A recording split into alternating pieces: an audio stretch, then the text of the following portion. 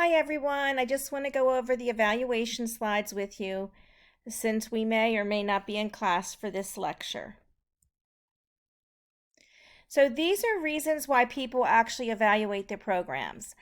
The first is to see if it's cost effective, and there's actually a formula you use to determine if your program's cost effective. Since our budget was $0, we're not doing that.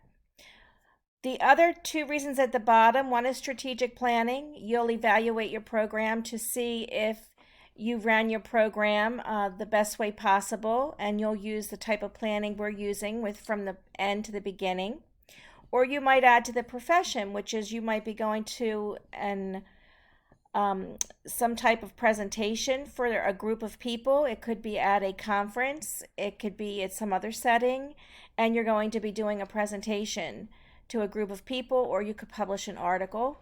If you have a grant, it will automatically go on the grant website. Everything you do with a grant, with any grant money, is public property. What we're going to be doing is this second one, and that is evaluating, did we make a difference? And we're going to look at pre and post test data. Sometimes it's real data, sometimes we have to have mock data, but either way we're going to be looking at the difference. So we're going to look at your health fair, and these are the 5 steps to program evaluation. First is to describe the program activity, and you did that in your POI papers. Select evaluation measures, we did that early on. I told you we would be doing a multiple choice.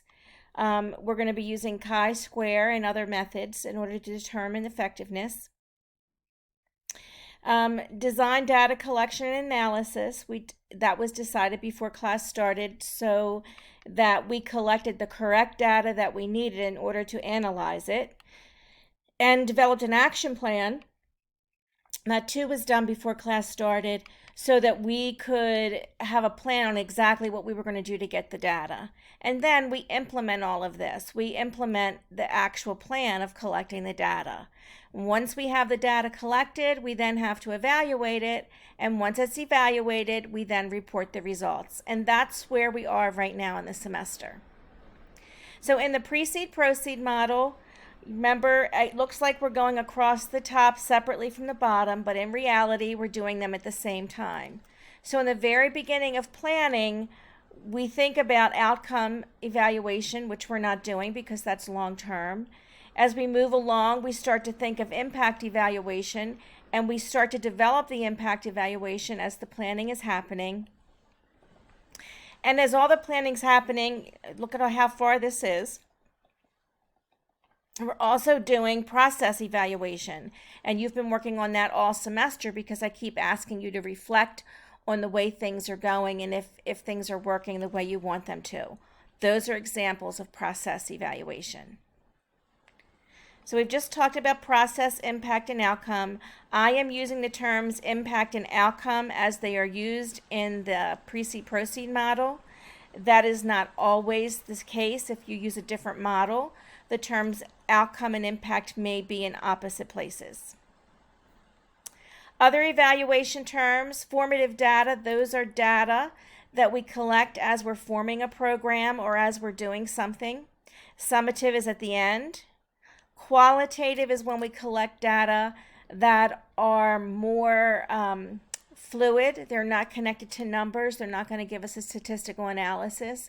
So if you think back to Health 315 and primary data collection strategies, interviews, focus groups, things like that, those are usually ways that we collect qualitative data.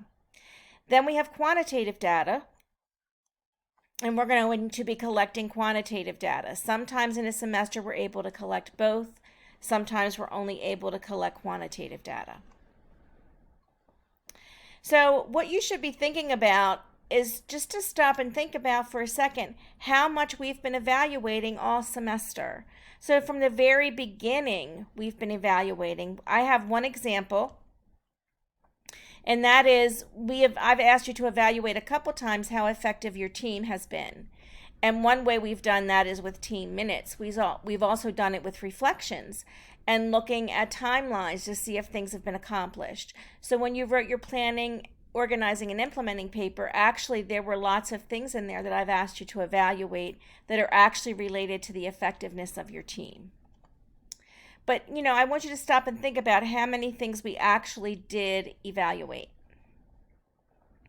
These are other things we've evaluated. When you wrote your needs assessment paper, you actually were assessing or critiquing whether or not we did this correctly. Was our process correct? When we finished the needs assessment, had we done it the way it's supposed to be done?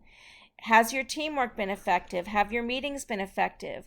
What about learning styles? Have you used those? All of these things have been ways where we've been assessing our progress or doing process evaluation. So that's the end of the presentation.